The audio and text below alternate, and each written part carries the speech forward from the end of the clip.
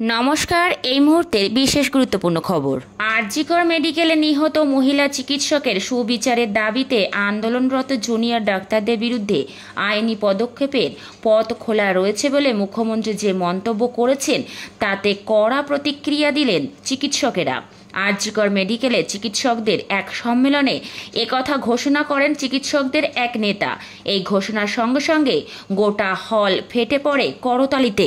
আরজিকর মেডিকেলে চিকিৎসকদের সম্মেলনের যে ভিডিও ভাইরাল হয়েছে তাতে দেখা যাচ্ছে মঞ্চে বক্তব্য রাখতে গিয়ে এক সিনিয়র চিকিৎসক বলছেন, আন্দোলনরত কোনো ছাত্রছাত্রীর উপর যদি কোনো আইনি পদক্ষেপ করা হয় তাহলে আমরা গণইস্তফা দেব।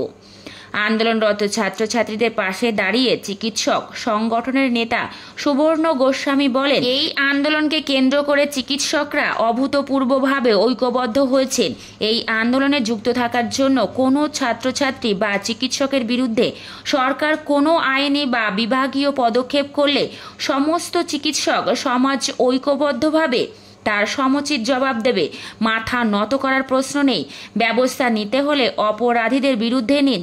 চিকিৎসকদের বিরুদ্ধে কোনো পদক্ষেপ করার কথা ভুলেও না ভাবে। বুধবার ছাত্র পরিষদের প্রতিষ্ঠা দিবসে মমতা বন্দ্যোপাধ্যায় বলেন, আজকেও জুনিয়র ডাক্তারদের মিছিল আছে। আমি চাই তারা ভালো করে করুক। আমার সমর্থন তাদের প্রতি ছিল, আছে, থাকবে। সুপ্রিম কোর্টও রিকোয়েস্ট করেছে সবাইকে কাজে যোগ দেওয়ার জন্য। অনেক মানুষ পরিষেবা না পেয়ে মারা গেছে। আমরা আজ পর্যন্ত আপনাদের বিরুদ্ধে কোনো ব্যবস্থা নিইনি, কোনো ব্যবস্থা নেব না, কিন্তু এবার আস্তে আস্তে জয়েন করুন। তা না হলে সুপ্রিম কোর্ট কিন্তু সেদিন বলেছিলেন এরপর থেকে রাজ্য সরকারকে পদক্ষেপ করার ক্ষমতা দেওয়া হলো। আমি পদক্ষেপ করতে চাই না, আমি চাই ওরা ভালো করে পড়াশুনো করুক। আমি যদি কারো বিরুদ্ধে এফআইআর করি তার ভবিষ্যৎটা নষ্ট হয়ে যাবে। সে আর কোথাও চান্স পাবে না, পাসপোর্ট পাবে না, ভিসা পাবে না, সে বিচার পাবে না, তার জীবনটা পুরো নষ্ট হয়ে যাবে। আমরা সেটা চাই না।